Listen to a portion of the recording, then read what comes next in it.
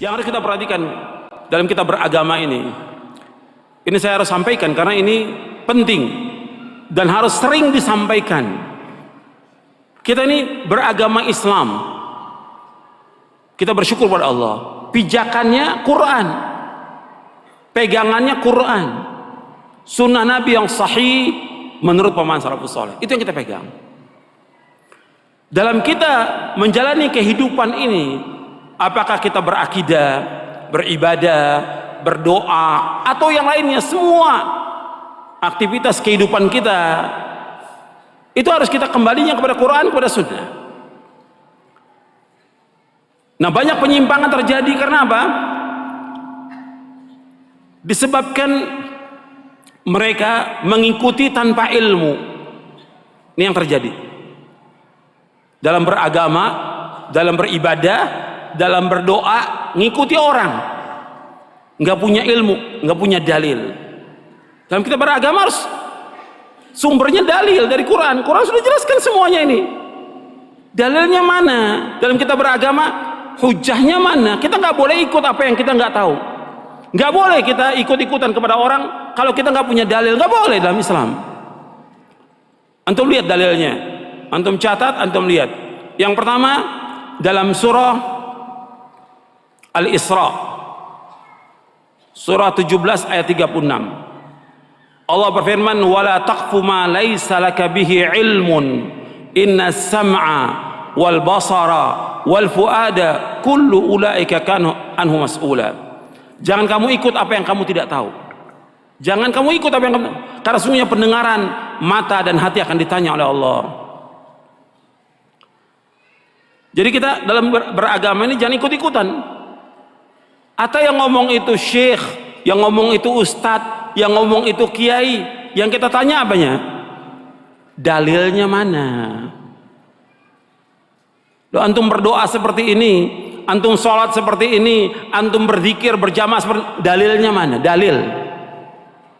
Coba antum berusaha sebagai seorang muslim dan muslimah agak kritis gitu. Jangan ikut-ikutan dalam kita beragama. Sebab kalau enggak, kita akan sesat. Kita hidup hanya sekali, dan yang kita inginkan semuanya kita akan masuk surga. Jangan kita ikut-ikutan. Allah melarang kita, jangan kamu ikut apa yang kamu tidak tahu. Minta hujah, minta dalil. Orang ngomong begini, dalilnya mana?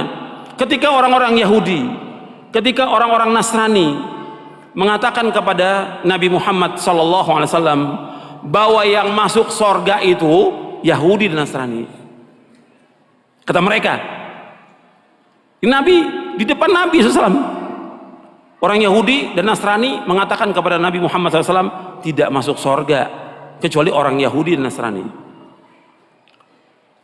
Bukan Nabi celah atau Nabi tanya. Nabi tanya apa? Dalil. Allah sebutkan dalam Al-Quran, dalam surah Al-Baqarah di ayat 111, surah yang kedua ayat 111. Allah berfirman, wa qalu la yadkhulul jannata illa man kana hudan aw nasara tilka amaniyuhum qul hatu burhanakum in kuntum shadiqin. Allah berfirman dalam surah Al-Baqarah ayat 111. Kalau yang bawa mushaf Al-Quran dilihat benar atau tidak itu. Wa qalu la yadkhulul jannata illa man kana hudan aw nasara tilka amaniyuhum qul hatu burhanakum in kuntum shadiqin. Mereka berkata tidak masuk surga kecuali orang-orang Yahudi atau Nasrani. Kemudian kata Allah kepada Nabi Muhammad SAW, "Qul," katakan kepada mereka, "Hatu burhanakum in kuntum shadiqin." Mana bukti kamu, mana hujjah kamu, mana dalil kamu jika kamu orang-orang yang jujur. Nggak bisa mereka keluarkan dalil, nggak bisa mereka keluarkan hujjah. Maka agama ini agama dalil, agama hujjah. Ada nggak dalilnya? Dalam kita beragama, dalam kita mengamalkan, dalilnya ada nggak? Kalau nggak ada, jangan ikut. Siapapun dia, ustadz kayak syekh atau imam atau yang lain. Hatta Imam Syafi'i rahimahullah mengatakan demikian. Kalau ada pendapatku menyalahi sunnah Rasulullah, buang pendapatku. Ikuti apa? Ikuti sunnah Rasulullah SAW. Semua imam, Imam Hanafi, Maliki, Syafi'i, Hambali, semua mengatakan demikian. Kalau ada pendapatku menyalahi sunnah Rasul, buang pendapatku semuanya. Ikuti sunnah Rasulullah sallallahu alaihi wa ala alihi wasallam. Dan nggak boleh bagi orang untuk mengambil pendapatnya imam kalau sudah ada sunnah Rasulullah sallallahu alaihi wasallam. Semua pendapat semuanya batal kalau dari sunnah Rasulullah.